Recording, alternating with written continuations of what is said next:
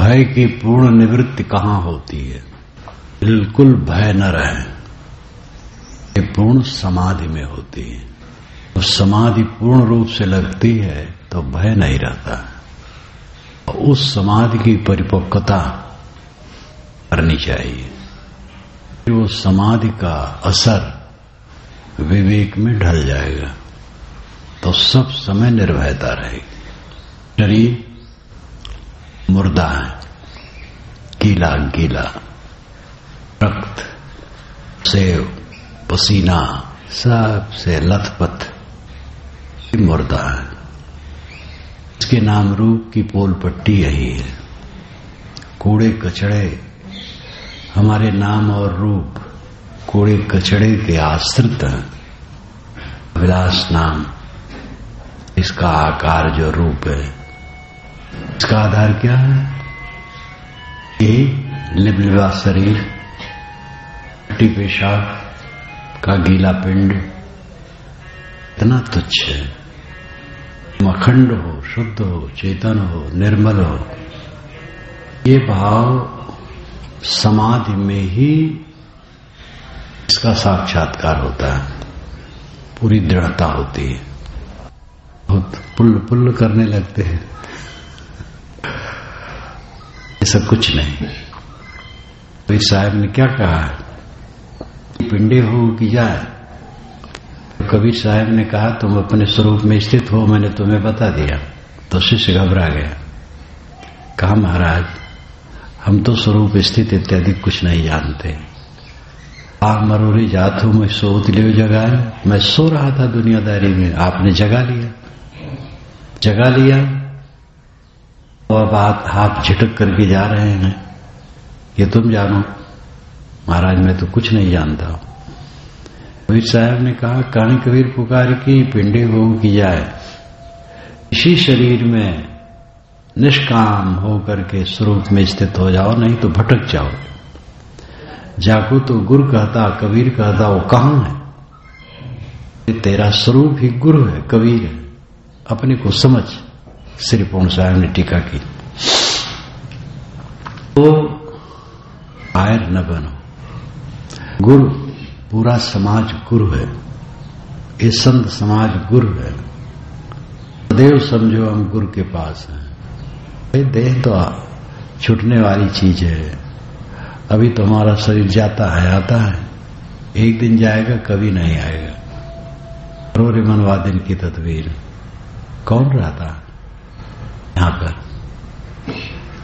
सभी साधक समर्पित सेवापरायण हैं, ये प्रशंसा की बात है। यहां जितने साधक रहते हैं सब प्रशंसनीय। मैं अपने साधकों में देखता हूं कोई पैसा का संग्रह नहीं कर रहा है। जो दान दक्षिणा मिलती है वो सेवा में लगा देते हैं।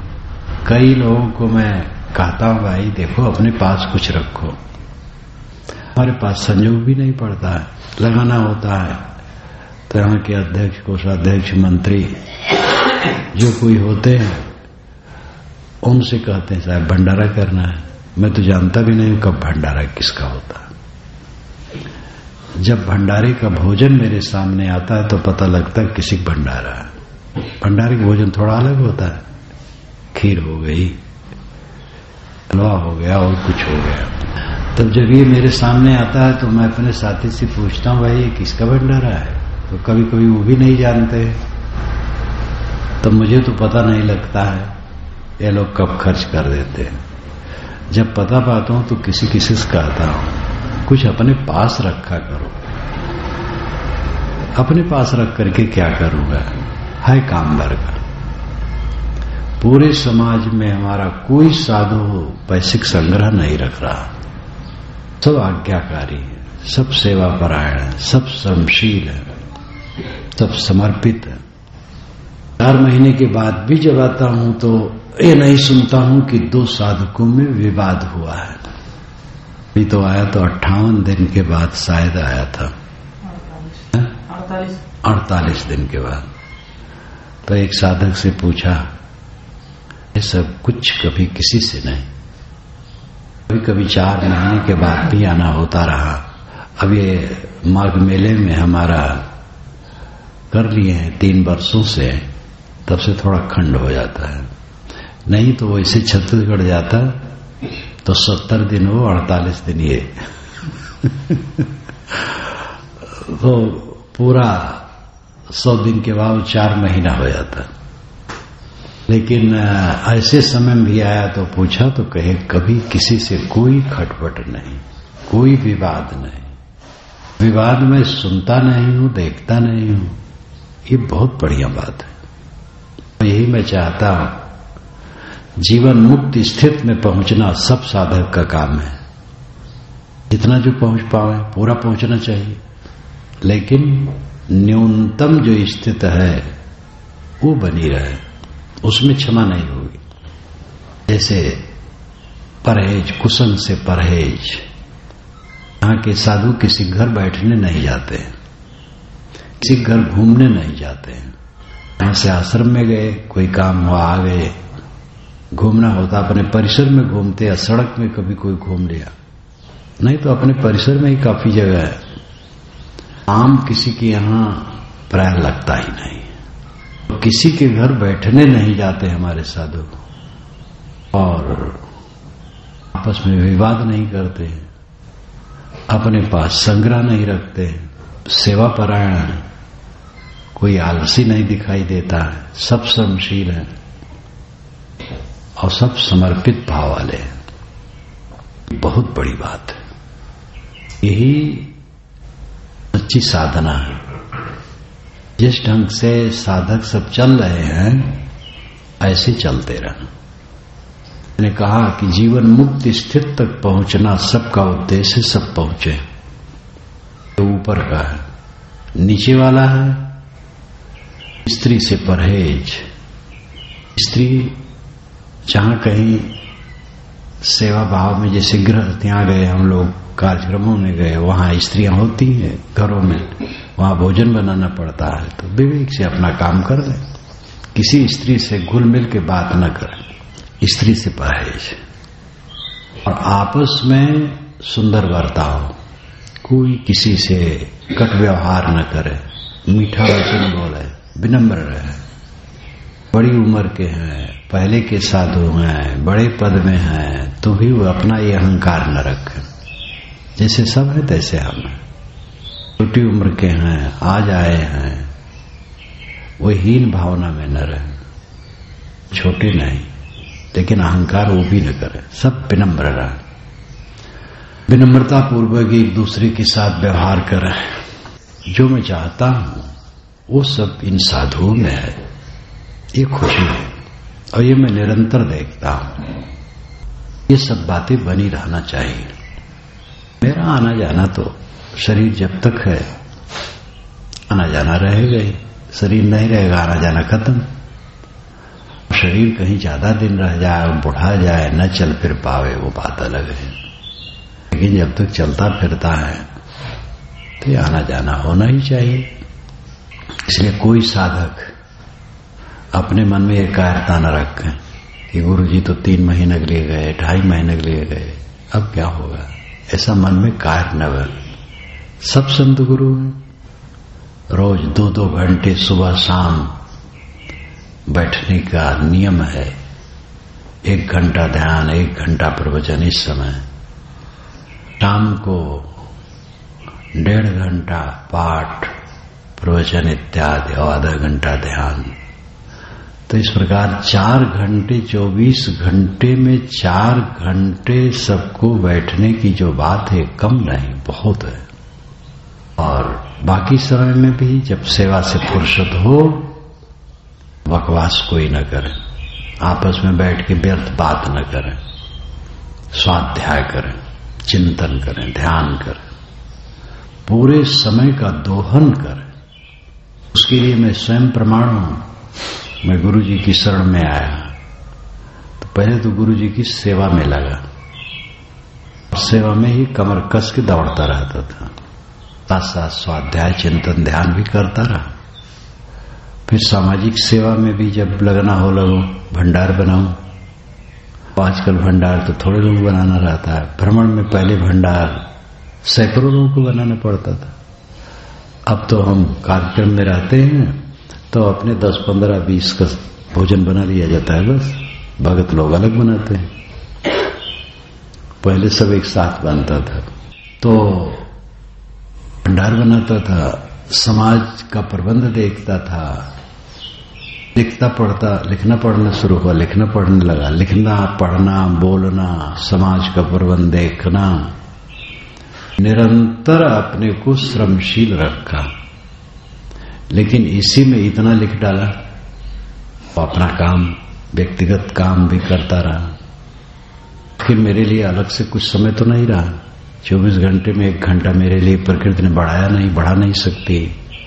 वही समय रहा और इसी समाज में रहा।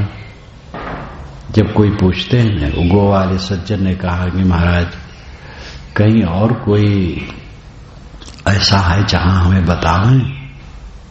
क्योंकि हम क्या बतावें, हम जीवन में स्वतंत्र घूमे ही नहीं। 18 वर्ष गुरु जी के साथ रहे, उसके पश्चात प्रचार बढ़ा तो संत समाज के साथ चल रहा हूं, स्वतंत्र कभी घूमा ही नहीं। और मैं सब समय पूर्ण संतुष्ट हूं। कुछ मुझे लगता ही नहीं, न घूमने की इच्छा न रहने की इच्छा। तो मैं कई बार कहता हूं, यहां मुझे छोड़ दो तो बस मैं जीवन भर इस परिसर से बाहर न जाऊं, कोई जरूरत ही नहीं, कुछ इच्छा नहीं कहीं जाने। जब मैं प्रीतम नगर में रहता था तो चौमासा बीत जाता था, सड़क पर तब उतरता था जब यहां आना होता था। 1, 2, 3 बार यहां आता था, बस वही छत पर घूम लेता था। और ये तो बहुत बड़ा परिसर है, जीवन भर इससे कहीं बाहर न जाऊं और कुछ जरूरत नहीं, बस सूखा रूखा कुछ मिल जाए खा लूं, भजन करूं, सेवा करूं, पढ़ा रहूं, बाहर चला जाऊं, कभी यहां न आऊं तो भी कोई अड़चन नहीं। ये मैं नहीं मानता ये मेरा आश्रम है, ये समाज का आश्रम है, सबका आश्रम है। यहां भी आ जाता हूं, अपने को एकदम मांझ लो। सब मोक्ष के लिए शरीर मिला हुआ है। शरीर की प्राप्ति उद्देश्य नहीं है, शरीर साधन मात्र है, साधन है, साध्य नहीं है। शरीर से अपना काम करो, आज कल में शरीर गायब हो जाने वाला है। एकांत में बैठ करके चिंतन करो, सोचो कि मांस का पिंड, गीला गीला मांस का पिंड, मुर्दा, ये रहने वाला नहीं है। जितना दिन रहेगा उतना दिन उपद्रव के सिवा कुछ नहीं। इसमें उपद्रव के सिवा क्या पाते हैं? इसमें रह के जो सबसे बड़ी बात है वो असंग स्थित है, स्वरूप स्थित है, अपने अभेद्य किला में बस जाना। स्वरूप स्थित अभेद्य किला है, आत्मस्थित अक्षय भवन है, स्वरूप स्थित अक्षय भवन है। समाधि बहुत सुखद है। समाधि में मन नहीं जाता है क्योंकि उसमें रजोगुण है, तमोगुण है। रजोगुण तमोगुण को छीड़ करो। आने की इच्छा, देखने की इच्छा, सुनने की इच्छा, पाने की इच्छा, भोगने की इच्छा, जीने की इच्छा, होने की इच्छा, ये सब इच्छा रजोगुण है। कुछ इच्छा नहीं। शरीर की रक्षा के लिए कुछ खाना पीना पड़ता है, आंख नाक कान जीभ चाम है तो देखना छूना सोचना इत्यादि कुछ पड़ता है, तो विवेक से करे। बस सब समय निराधार असंग स्थित पर विचार करो। तुम निराधार हो, किसी का कुछ रहता नहीं है, न रहा है, न रहता है, न रहेगा। किसी का कुछ नहीं रहता, सब का सब खत्म हो जाता है। जब नजरों नजर देखते हैं तो मोह क्यों नहीं टूटता है? अभ्यास नहीं करते। इस पर अभ्यास करें, अकेले में बैठे सोचें क्या मेरा है। चित्त को धुने अच्छी तरह से, धुनी हुई रुई की तरह चित्त बिल्कुल निर्मल हो जाए। सब समय जागो। कूड़ा कचड़ा का पिंड शरीर आजकल में खो जाने वाला है।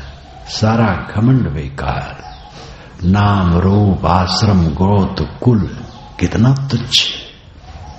इसी मांसपिंड में लोग गोत्र जोड़े हैं, जाति जोड़े हैं, वर्ण जोड़े, हम बड़े हैं तुम छोटे हो। कौन बड़ा छोटा है? यहाँ सब मांसपिंड है, सारे शरीर मांसपिंड है।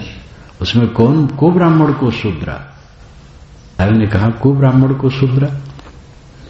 साहब की प्रखर बुद्धि, निष्पक्ष कथन में चाहे जो सहयोग रहा हो, मुस्लिम परिवार में पाले गए इसलिए भी निष्पक्ष हो सके, उनको वर्ण आश्रम के प्रति कोई चिपकाहट ही नहीं थी, इसलिए सत्य कह सके। ये भी अंदाजा जाता है, लोग अंदाजते हैं, एक तुक होना बुरा नहीं है। और हिंदू संस्कार उनमें है, मुसलमान यहां पाले गए हैं, न उनमें ममता न उनमें ममता, दोनों के सत्य को स्वीकारना, असत्य को छोड़ देना। चलो इस परिस्थिति ने भी उनको सहयोग किया हो तो क्या बुरा है, लेकिन कुल मिला करके उनका प्रखर विवेक है। नहीं तो क्या मुस्लिम परिवार में पाले गए थे और उनका सम्मान लेते, तो कबीर जैसे तेजवान को मुसलमान लोग तो सिर पर बैठा लेते, लेकिन उनकी इच्छा ही नहीं थी कि कोई हमें सिर पर बैठा है। सत्य कहना है, सत्य में रहना है, और सारे संस्कार उनके हिंदू के हैं। इतना वर्णन उनका है, सब हिंदुत्व के आधार पर है सत्य, लेकिन भाषा वही सब है। तो ये सब में कुछ कारण रहा हो, कारण पर बहुत बाल की खाल काट करके विद्वान लोग खूब लिखते हैं, लेकिन कुल मिला करके उनकी प्रखर बुद्धि, निष्पक्ष दृष्टि, अद्भुत क्षमता, निडरता, सत्य कहने में आग से खेलना। कबीर साहब जीवन भर आग से खेले, कोई चिंता नहीं, सत्य कहना है, सत्य रहना है। उनके साथ कौन कमांडो था? कोई बंदूक लेकर के अंगरक्षक घूमता था और धूल उड़ाते रहते थे, एकदम मस्त, सबको फटकार, सबको फटकार। और कि छे ले तो छींचा, तुमसे कहो कौन है नीचा। इतने हिकारत दृष्टि से पंडित को कहते हैं।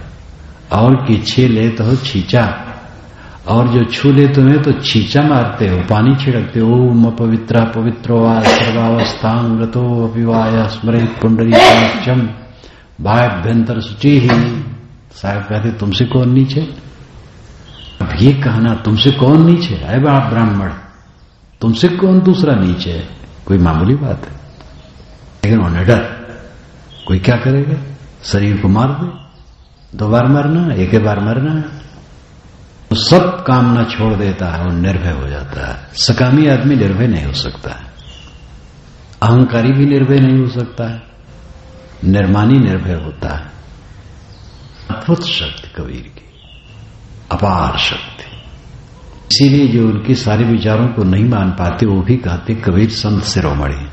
मेरा अपना अनुभव तो कई बार कहता हूं, 20 वर्ष की उम्र तक पूर्वाश्रम में रहा, किंतु और ब्रह्म मंडली में बराबर जाने का अवसर पड़ा, और कहीं चर्चा में किसी ब्राह्मण के मुख से मैंने नहीं सुना कबीर की निंदा। जब कहीं हो, अरे कबीर तो भाई अद्वितीय थे, पंडित लोग बात करें, जब कहीं कबीर की, अरे कबीर की बात छोड़ो, कबीर जैसे तो कोई हुआ ही नहीं है, कोई संत नहीं हुआ है, कहीं मैंने नहीं सुना अरे कबीर बहुत गलत थे, कबीर ने गलत कहा है, कहीं नहीं सुना पूर्वाश्रम में। तो ये तो ऐसा नहीं सुना, ऐसा वो नहीं कहते थे, तो ये कबीर की विशेषता है। फिर उनकी भी विशेषता है कि सत्य को स्वीकारते थे। ब्राह्मण समाज स्वाभाविक, जिसको ब्राह्मण समाज कहते हैं, वैसे ब्राह्मण का तो अर्थ है ब्रह्मज्ञानी, आत्मज्ञानी, लेकिन रूढ़ हो गया एक ग्रुप को ब्राह्मण सब कहलाते हैं। उस ब्राह्मण समाज को बिना त्याग तत्व के प्रशंसा मिलती है हजारों वर्षों से, क्योंकि ऐसी लकीर पार दी कि ब्राह्मण जैसा भी हो उसका आदर करना चाहिए। अरे विष्णु पुराण में तो यहां तक लिख डाला गया, घ्रंतम शपंतम परुषम वदंतम यो ब्राह्मणम ना प्रणमे यथारहम सा पापकृत ब्रह्म दवाग्नि दग्धौ बध्यश्च दंडश्च न चास्म दीय। और इसको विष्णु सहस्रनाम में स्वामी शंकराचार्य ने उद्धृत कर दिया। विष्णु सहस्रनाम में एक नाम है विष्णु का ब्राह्मण प्रिय। विष्णु का एक नाम है ब्राह्मण प्रिय, वे ब्राह्मण को प्रिय मानते हैं। तो स्वामी शंकराचार्य ने इस श्लोक को उद्धृत किया। घ्रंतम ब्राह्मण मारता हो, कपंतम शाप देता हो, परुषम वदंतम कठोर वचन कहता हो, गाली देता हो, यो ब्राह्मणम न प्रणमेत यथारहम, उसकी जैसी योग्यता उस ब्राह्मण की, जो उसका नमस्कार नहीं करता है, उसका आदर नहीं करता है, ऐसे मारते हुए, गाली देते हुए, शाप देते हुए ब्राह्मण का भी जो सत्कार नहीं करता है, स पापकृत ब्रह्म दवाग्नि दग्ध, वो ब्रह्म दवाग्नि से दग्ध पापी, बध्यश्च वध करने योग्य, दंडश्च दंड देने योग्य, न चास्म दिया। विष्णु भगवान कहते हो मेरा नहीं है, विष्णु को भी खराब कर दिया गया। विष्णु बेचारे ऐसे कैसे कहेंगे? अरे ये तो कोई घोर क्षुद्र हृदय का पुरोहित जो सारा कुकर्म करके दुनिया से पुजवाने की चेष्टा रखता होगा, वो लिखा है। और बहुत गलत श्लोक है, लेकिन भगवान के मुंह में डाल के निकाल लिया। अब चाहे जो हो, भगवान की बात है, तुम कुछ बोल नहीं सकते हो। ये चालाकी धर्म वालों ने बहुत की है। और ये ब्राह्मणिक दोष नहीं, दूसरे सबका दोष है। सब अपने भगवानों और देवी देवताओं, अपने गुरुओं के मुंह में डाल डाल के निकाला है। जो मन में आया डाल दिया, निकाल दिया, कहा देखो ये प्रभु का वचन है, प्रभु ने कहा है, हमने थोड़े कहा, प्रभु ने कहा। चालाकी तो हजारों वर्षों से बिना त्याग तप के ब्राह्मण नामधारी सम्मान पाते रहे, आज भी पाते हैं। वो गुदगुदी क्यों न हो? लेकिन ऐसी स्थिति में भी होते हुए मैंने देखा कि एक अनुभव मेरा नहीं है कि किसी ब्राह्मण नामधारी ने कहा हो कि कबीर गलत हैं, गलत कहते हैं।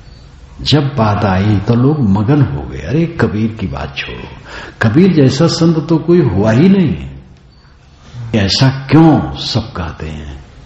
वैसे वो महापुरुष था, लेकिन परिस्थितियों ने उसको और गढ़ा, वो तो ठीक है।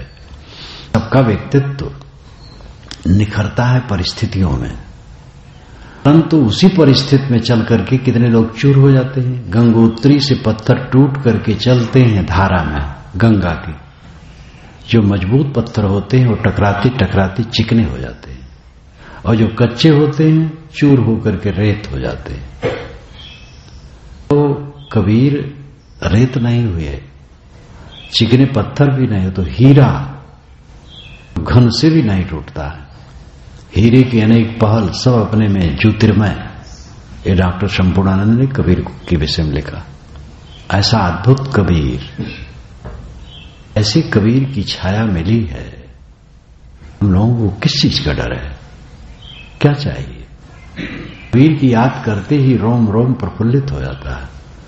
ऐसा वीर पुरुष, कबीर वीर हो गए। डॉक्टर जय प्रसाद द्विवेदी ने लिखा, कबीर वीर हो गए, सब कुछ हाट फटकार। कबीर साहब का ऐसा अद्भुत ज्ञान मिला है। ये भी मैं बारंबार कहता हूं कि कबीर ने जो कहा है, ऐसी बातें आंशिक ढंग से वेद शास्त्रों में भी है, पुराण तक में है, हर जगह यत्र तत्र सर्वत्र मिल जाता है, क्योंकि सब जीव पारखी हैं। इसीलिए श्री काशी साहब ने कहा कि पारखी संत अनादि काल से युग युग से होते आए हैं। कौन पारखी नहीं, सब पारखी हैं। अब यहां अपना संस्कार दबा देता है तो पारख दब जाता है। स्वामी शंकर जैसा क्षुर बुद्धि वाला महापुरुष, मेधा का धनी, बुद्धि का तीव्र, विद्या का सागर प्रखर शंकराचार्य। लेकिन संस्कारों के दाब के कारण वो महापुरुष जातवादी भावना, वर्णवादी भावना को छोड़ नहीं पाया और उसको उस पर हस्ताक्षर कर दिया और स्वयं समय से लिखते हैं ये वर्ण आश्रम नाम रूप सब टट्टी पेशाब शरीर के आश्रित है, छोड़ो इसको। देते हैं वैराग की दृष्टि से, लेकिन जातवादी भावना छोड़ नहीं पाते हैं। इस संस्कार, गलत संस्कार जबरदस्त जमा है, इस संस्कार को उखाड़ नहीं पाए। इतना तीव्र बुद्धि का पुरुष उखाड़ नहीं पाया। ये सब भी समझने का विषय है कि आदमी कितना प्रबुद्ध हो, लेकिन निष्पक्ष नहीं होगा तो संस्कारों को उखाड़ नहीं पाएगा। पूरी निष्पक्षता होनी चाहिए। श्रुति मार्ग से ही कल्याण है। कोई बात हुई? श्रुति एक है। श्रुतियों में तो शब्द को विध्वंस करने के लिए वचन है। कौन प्रमाण है कि श्रुति को गाली दी, शब्द को गाली दी जाए और शब्द मर जाए? शत्रु को मारने बारंबार श्राप दिया गया, वो मर जाए, ये भी श्रुति वचन है। श्रुति में भी है कि पशु को काट करके हवन करो। श्रुति कितने हैं, इसलिए श्रुति में भी अंतर है। स्वामी शंकर ने स्वयं लिखा उपनिषद की भाष्य में कि सैकड़ों श्रुति वचन परस्पर विरुद्ध है। परस्पर विरुद्ध है तो छान विचार करना पड़ेगा। इसलिए पूर्ण निष्पक्ष होने के लिए निर्भय होना चाहिए। पूर्ण निष्पक्ष हुए बिना क्षुर बुद्धि वाला व्यक्ति भी हर जगह यथार्थ नहीं सोच सकता है। इसलिए वीर बनने की आवश्यकता है। अब साधक ऐसे उत्साह से लगे हैं, वैसे उत्साह से लगे रहें और कोई ढील ढाल न होवे। मैं बहुत दिन के लिए जाता हूं, कुछ लोग सोच करके मार्ग परेशान हो जाते। ये सब कुछ नहीं, ये सब गुरु हैं, सब संत गुरु हैं। गुरु के साथ हो, ज्ञान गुरु है जो तुम्हारे अंदर है, बाहर संत समाज गुरु है। इसलिए कोई कार्य कभी नहीं होना। सेवा करो, स्वाध्याय करो, ध्यान करो, चिंतन करो, समाधि में डूबो, सारा अहंकार छोड़ो, पूर्ण शांति लो। जीवन का यही फल है।